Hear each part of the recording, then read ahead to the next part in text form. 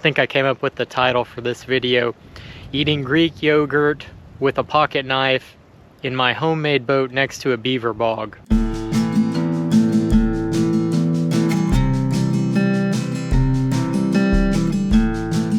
On this episode of Cumberland Rover, I enjoy some yogurt, use a boat the wrong way,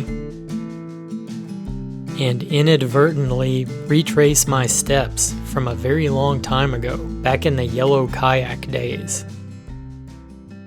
Soon may the wellerman come, bring us coffee, tea, and rum. One day the tonguing is done, take our leave and go. At a fair in the sun of town, her hair was blonde and her dress was brown. Soon may the wellerman come around.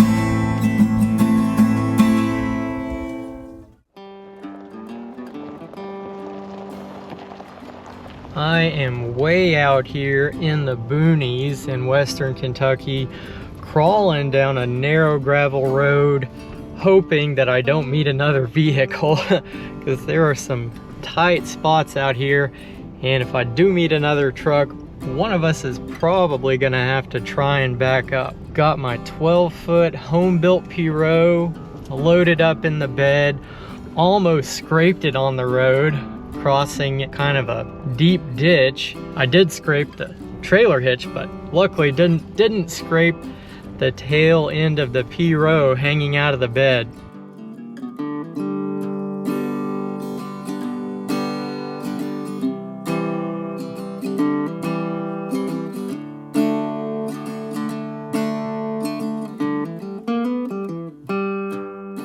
Just arrived at the launch, and this is probably one of my favorite creeks anywhere, and I could not ask for a more beautiful spring day. It is perfect. Sun is shining, it's in the high 60s probably, and the creek is up, the water is clear, even a little bit blue back here where this spring is running out of the rock. And I'm looking forward to exploring today. There's a series of different creek channels back here. It's kind of a boggy, snaky, maze-like area. And there's one particular new channel I want to explore today that I've never been up before.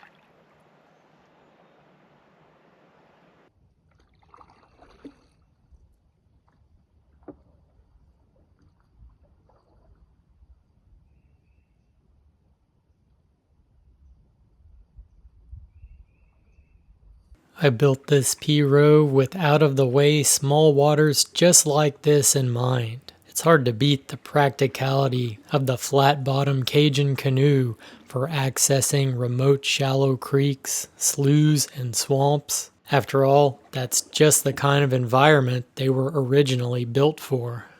And they're just such handy little boats, and easily built by the amateur. You'll find a link to download full plans for my 12-foot Pirogue variant in the description below, with more information at the end of the video.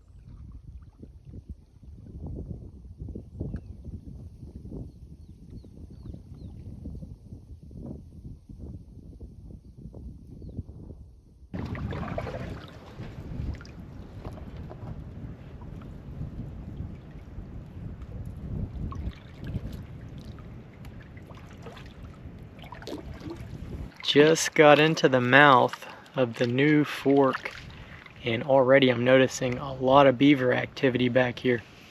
Got a lodge and a dam right here. I'm gonna check that out.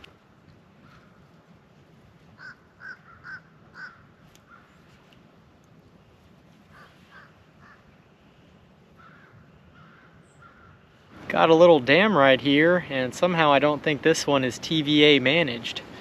It's about 2 feet above the creek here, and I'm right below it, so hope it holds.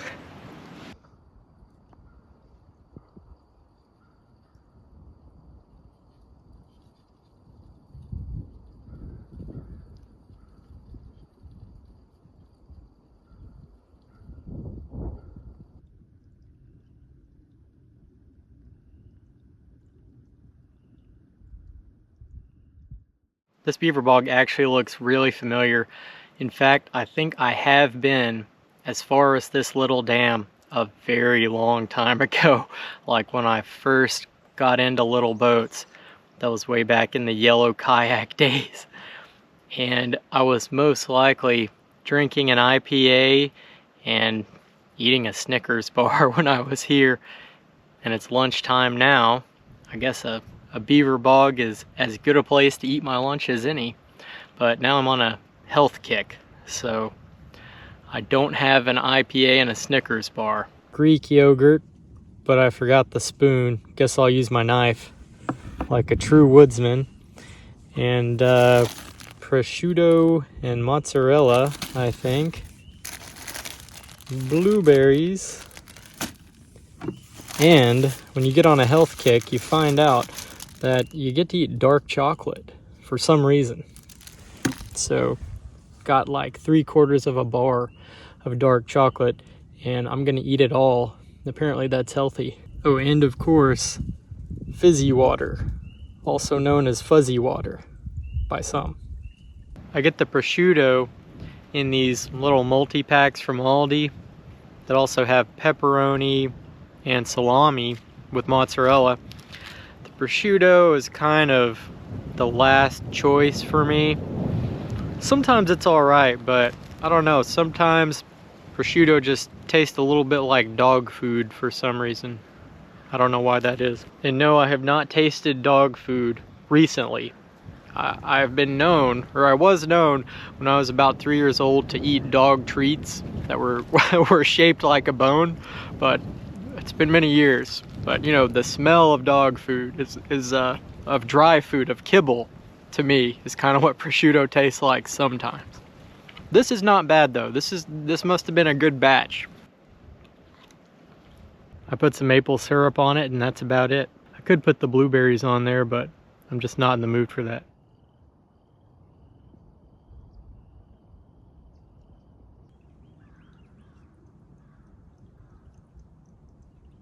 I managed to eat my yogurt without cutting my tongue, but I did get some on my boot. Just cleaning off the old knife. This is kind of a beater knife. It's not that sharp anyways. I try to keep it sharp, but it usually does not stay that way. I think I came up with the title for this video: eating Greek yogurt with a pocket knife in my homemade boat next to a beaver bog. That's a good title right there. That's views, man. So the creek here kind of loops on around the bog, and I don't know how far it goes, but I intend to find out.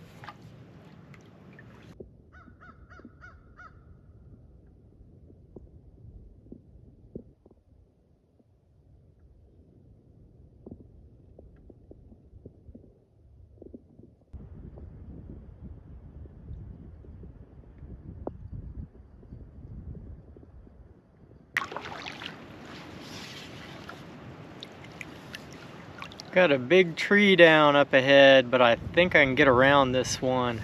Got a little portage to make.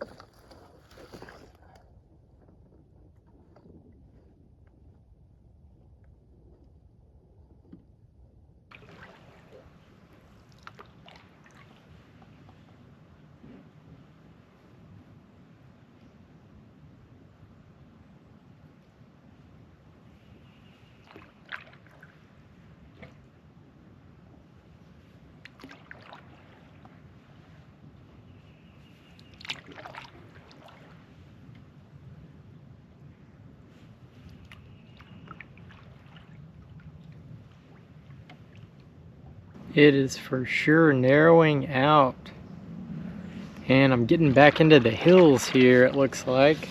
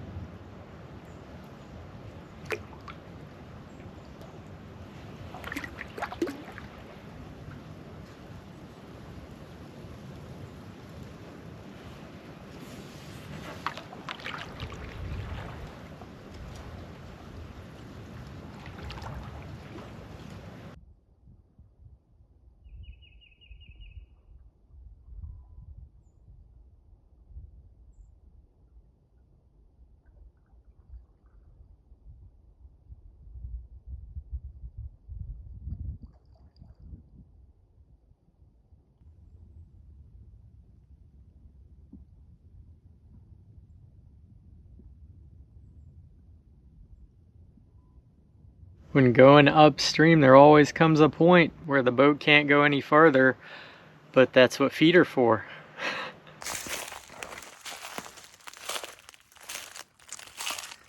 It is pretty thick in here.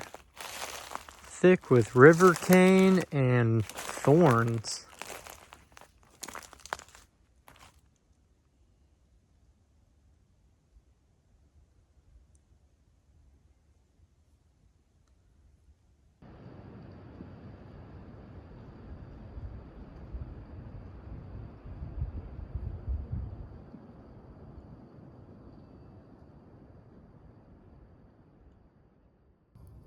If this video has whet your beak for adventure, I have just the thing for you. Download the full plans for my 12-foot solo P-row, the one featured in this video. Then you too can have the pleasure of eating lunch in a beaver bog, crawling over logs, and getting lost in a swamp. If you're mechanically inclined and familiar with power tools, a P-row is a ridiculously simple boat to build. The plans include all necessary dimensions, detailed CAD drawings, and step-by-step instructions. A sail plan and rigging diagram are also included. You can download the plans from my site, linked in the description of this video. The Solo P-row 12 can be built for under $200 with common lumber, and the plans are only $10. Also check out the build video for my own P-row. With photos of each step of the process, it makes a great companion to the plans. Thank you for your support, and thanks for watching.